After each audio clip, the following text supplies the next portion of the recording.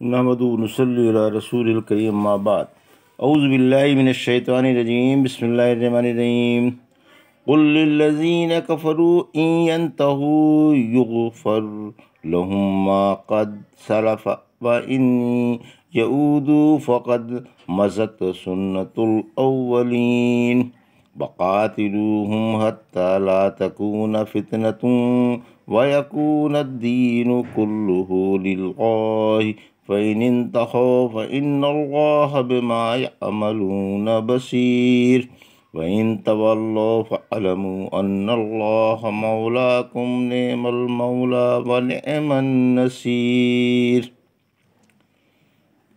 ابھی آپ نے سورہ انفال کی آیت 38 سے 40 کی تلاوت سماعت فرمائی۔ ان آیتوں کا ترجمہ اور تفسیر اس طرح ہے: قل للذین کفروا ان ینتہوا یغفر لهم ما قد سلف وان یعودوا فقد مضت سنت الاولین۔ آیت 38۔ وقاتلوہم حتی لا تکون فتنة ویکون الدین کلہ للہ فإن انتہوا فإن اللہ بما یعملون بصیر۔ آیت 39۔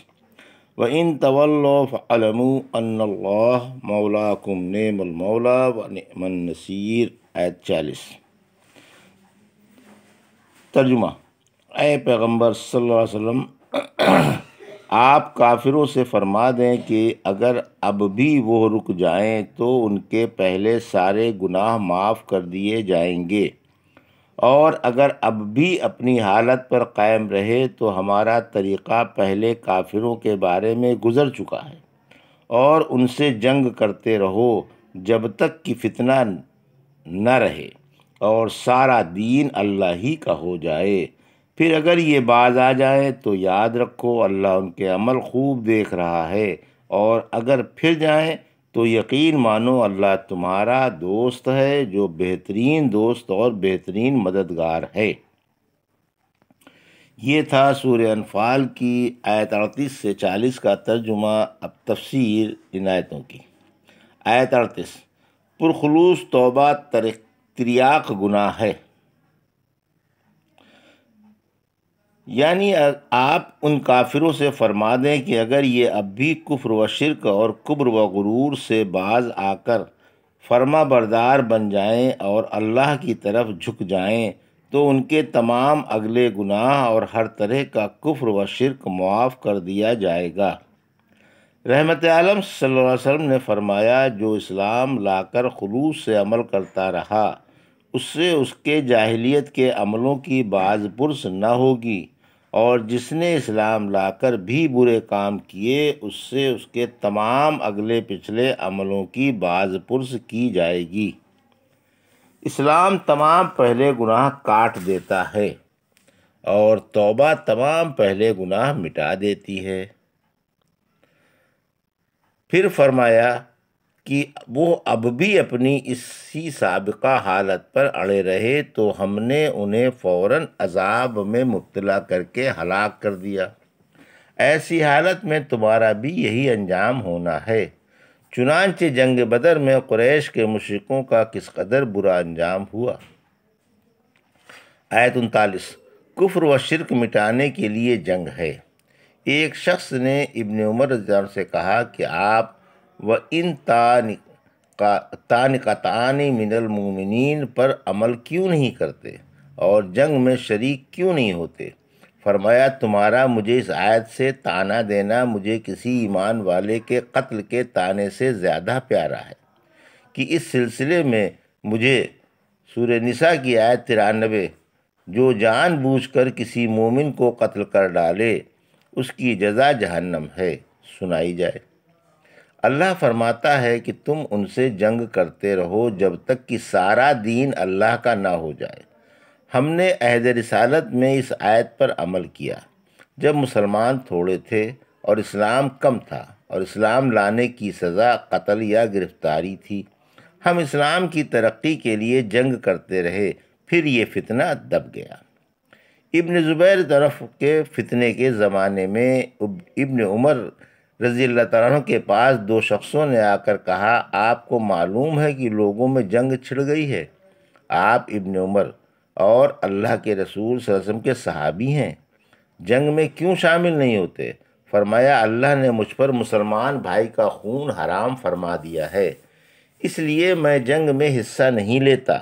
بولے کیا قرآن یہ نہیں کہتا کہ فتنے کے دبنے تک جنگ کرتے رہو، جب تک سارا دین اللہ کا نہ ہو جائے جنگ کرتے رہو؟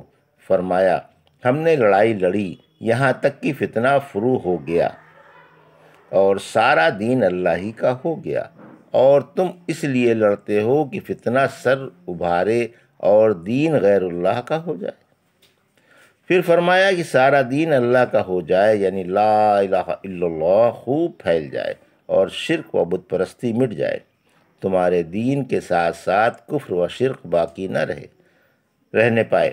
چنانچہ سردار انبیاء صلی اللہ علیہ وسلم نے فرمایا مجھے لوگوں سے جنگ کرنے کا حکم ہے جب تک وہ لا الہ الا اللہ نہ پڑھ لیں، پھر جب وہ کلمہ پڑھ لیں گے تو مجھ سے اسلامی حق کے علاوہ اپنی جانیں اور مال محفوظ کر لیں گے، اور ان کا حساب اللہ کے ذمے ہے۔ آپ سے پوچھا گیا کہ انسان بہادری، غیرت اور شہرت کے لیے لڑتا ہے، ان میں سے کون سا شخص اللہ کی راہ میں لڑتا ہے؟ فرمایا جس نے اس لیے جنگ کی کہ اللہ کا کلمہ بلند ہو اور اس کا بول بالا ہو، وہی اللہ کی راہ میں لڑتا ہے۔ پھر فرمایا اگر مشرک تمہاری لڑائی کی وجہ سے کفر و شرک سے باز آ جائیں تو تم بھی ہتھیار ڈال دو اور لڑائی بند کر دو اور دلوں کا حال اللہ پر چھوڑ دو، کیونکہ ان کے عملوں سے اللہ خوب واقف ہے۔ سورہ توبہ کی آیت 5 میں فرمایا پھر اگر وہ توبہ کر لیں، نماز قائم کرنے لگیں اور زکوٰۃ دینے لگیں تو ان کی راہ چھوڑ دو۔ سورہ توبہ کی ہی آیت 11 میں فرمایا توبہ کرنے، نماز قائم کرنے اور زکوٰۃ دینے کے بعد وہ تمہارے دینی بھائی ہیں۔ فرمایا تم ان سے جنگ کرتے رہو جب تک کہ فتنہ باقی ہے اور اللہ کے دین کا غلبہ نہیں ہے، پھر اگر لوگ کفر سے باز آ جائیں تو کسی پر زیادتی نہیں، البتہ ظالموں کو ان کے ظلم کا بدلہ ضرور دیا جائے گا۔ اسامہ رضی اللہ تعالیٰ نے ایک شخص پر حملہ کیا، اس نے لا الہ الا اللہ پڑھ لیا، مگر آپ نے یہ سمجھتے ہوئے کہ جان بچانے کی غرض سے کلمہ پڑھ لیا ہوگا اسے قتل کر ڈالا۔ پھر رحمت عالم صلی اللہ علیہ وسلم کے سامنے پورا واقعہ بیان کیا تو آپ نے ناراض ہو کر ان سے فرمایا کیا تم نے کلمہ پڑھ لینے کے بعد بھی اسے قتل کر ڈالا؟ تم قیامت کے دن اس کلمے کے ساتھ کیا کرو گے؟ آپ نے کہا یا رسول اللہ صلی اللہ علیہ وسلم اس نے جان بچانے کے لیے کلمہ پڑھا تھا۔ فرمایا کیا تم نے اس کا دل پھاڑ کر دیکھ لیا تھا؟ اور آپ بار بار یہی فرماتے رہے کہ قیامت کے دن لا الہ الا اللہ کا کون مقابلہ کرے گا؟ اسامہ رضی اللہ عنہ کہتے ہیں پھر میں نے تمنا کی کاش میں آج ہی اسلام لایا ہوتا۔ فتنے کی تفسیر آیت 40، یعنی اگر کافر تمہاری مخالفت اور مقابلے پر اڑے رہے تو یقین مانو کہ اللہ تمہارا آقا، تمہارا دوست اور تمہارا سردار ہے اور تم کو دشمنوں پر فتح دینے والا ہے۔ عبد الملک بن مروان نے ارواح رضی اللہ تعالیٰ کو خط لکھا جس میں چند سوالات کیے۔ ارواح نے جواب لکھا آپ پر اللہ کی سلامتی ہو، میں اسی اللہ کی حمد کرتا ہوں جس کے سوا کوئی حقدار عبادت نہیں، اما بعد آپ نے مجھ سے رسول اللہ صلی اللہ علیہ وسلم کی ہجرت کے بارے میں پوچھا ہے۔ اطلاعاً عرض ہے کہ ہر طرح کی طاقت و قوت اللہ ہی کی دی ہوئی ہے۔ ہجرت کا واقعہ یہ ہے کہ اللہ نے آپ کو نبوت سے سرفراز فرمایا، آپ بڑے ہی اچھے نبی، بڑے ہی اچھے سردار اور بڑے ہی اچھے رہنما تھے۔ اللہ ہماری طرف سے آپ کو بہترین جزا عطا فرمائے اور جنت میں آپ کا رخ انور دکھائے، ہمیں آپ کے دین پر زندہ رکھے، اسی پر اپنے پاس بلائے اور اسی پر قیامت کے دن اٹھائے، آمین۔ جب آپ کو اللہ نے ہدایت و نور عطا فرما کر مبعوث فرمایا تو آپ نے اپنی قوم کو اللہ کے دین کی دعوت دی۔ پہل تو لوگ آپ سے نہ بدکے اور آپ کی باتیں سنتے رہے، لیکن جب آپ نے ان کے بتوں کی برائیاں بیان کیں اور چند سرداران قریش طائف سے جہاں ان کے باغات تھے آ گئے تو لوگ آپ سے کترانے لگے، بلکہ سخت مخالفت پر اتر آئے، آپ کی باتوں سے جلنے لگے اور آپ کے ماننے والوں کو بھڑکانے لگے، بلکہ اسلام پر ستانے لگے۔ چنانچہ عوام آپ کے پاس آنے جانے سے رک گئے، ہاں چند مارنے والے آپ کے پاس آتے جاتے رہے، پھر ایک زمانے تک جتنے دن اللہ کو منظور تھا آپ ان میں رہے۔ آخر کار مشرک سرداروں نے باہمی مشورے سے یہ طے کیا کہ جو مسلمان ہو جائے اسے اس کا عزیز ہر طرح سے ستائے تاکہ تنگ آ کر وہ اسلام چھوڑ بیٹھے۔